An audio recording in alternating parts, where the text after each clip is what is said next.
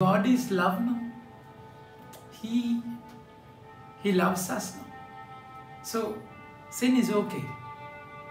Is it so? 28th week in ordinary time, 13th of October, Wednesday reflection. My dear friends, we cannot use God's love. His love is there for a reason. He is patient because there is a reason. You cannot be opportunistic. Opportunist where you use His love. There is something called wrath of God. He is also a loving Father and also He is a judger. He is a judge. He will judge one day. And judgment, you cannot escape that judgment. There is no compromise in sin. That's exactly why the reading says, "For you have no excuse, O man, every one of you who judges. For in passing judgment on another, you condemn yourself, because you, the judge, practice the very same things." We know that the judgment of God rightly falls on those who practice such things. Do you suppose, O man, you who judge those who practice such things and yet do them yourselves, that you will escape the judgment of God? So you cannot. Judgment belongs to Him. And you cannot judge anyone. Rather, you judge yourself. The word should penetrate your heart, test your thoughts.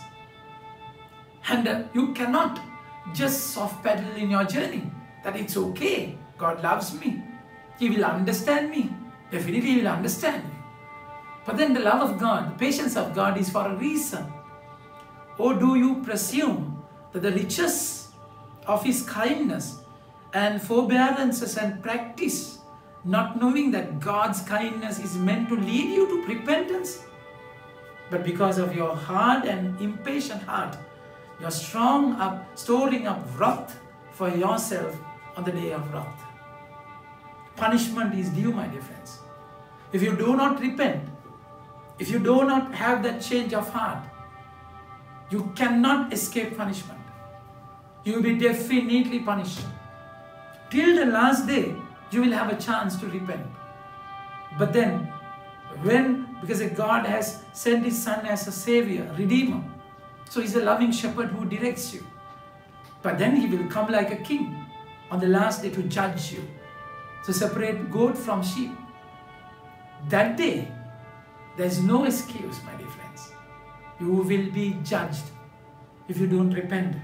Word says, when God's righteous judgment will be revealed, He will render to each one according to his works. To those who by patience in well-doing seek for glory and honor and immortality, He will give eternal life. But for those who are self-seeking and do not obey the truth, but obey righteousness, there will be wrath and fury. So that's why the Lord is saying today, think about your life. Think about your life. We are so much worried about the outside view. Think about your life. But woe to you, Pharisees. You give the 10%, but then reject, neglect justice and love of God. So God does not want your sacrifice, offering. Rather, He wants your heart, intention. So without love, there is no meaning. So that's why the Lord is challenging. His word, in a way, should challenge your Pharisee-like nature. He should challenge where you think that you are right. Where you judge others, you come to a pedestal and you look down upon people. He will judge you that day. He will shake you. Woe to you. So don't expect God to please you all the time, cuddle you all the time, hug you all the time. He slaps, He pinches, and He punishes also. We need that to open eyes. So don't expect and don't take things for granted that He loves, it's okay. No. Days are numbered. You will not have that chance every time, all the time. You will miss one day. So if you are taking things for granted that He loves, it's okay. You will not know the day of wrath. Day of judgment, you will be judged, my dear friends. That's why the Lord is saying, you ought to have done without neglecting the other. I mean, sacrifice is important. 10% is important. But then with love, without which there is no meaning. If you don't have love, useless. And then He says, woe to you Pharisees, for you love the best seat in the synagogues and greetings in the marketplaces. Woe to you. So they want recognition. Why? They are empty, so empty within. That's why they want something without. Within is empty, rotting, dirty. So no one will accept you if they come to know your heart, your inside, your problem. So you are great pretenders who cover up things, cover up completely, and show something else to the world. The Lord is saying, woe to you, for you are like unmarked graves. Inside, it's dead, stinking, smelling, worms, festering wounds. I mean, it's dirt. So unmarked. Nobody knows it. Because you know how to cover it. You know how to pretend it. That's exactly the Lord who sees your heart. The Lord who sees the below from above. He sees your truth. That bitter, hard, rotting truth. That's why Lord is challenging today. One of the lawyers answered him, and because people will walk about without knowing, for you are like unmarked graves, people walk over them without knowing it. So people accept you. People rely on you. I mean, people will accept your word, but then they don't know what is inside. So you just want that credibility.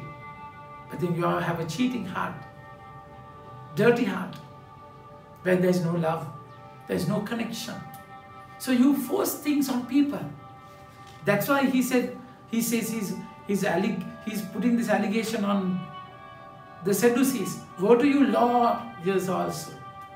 For you load people with burdens hard to bear, and you yourself do not touch the burdens with one of your fingers. So you're experts in putting the load on the others without helping. No way. So you put things, but then you don't do it. I mean, it's a family. There's a connection, brotherly care. So you will have a sadistic happiness putting things when people suffer. You look that and enjoy. Because you don't know that you need to be redeemed, free of that burden. Jesus never came to put burden on us. He came to free us. So in law, in religion, in accepting Him, there should be freedom, not burden. You have enslaved people, and their freedom is gone, their happiness is gone. They are so depressed.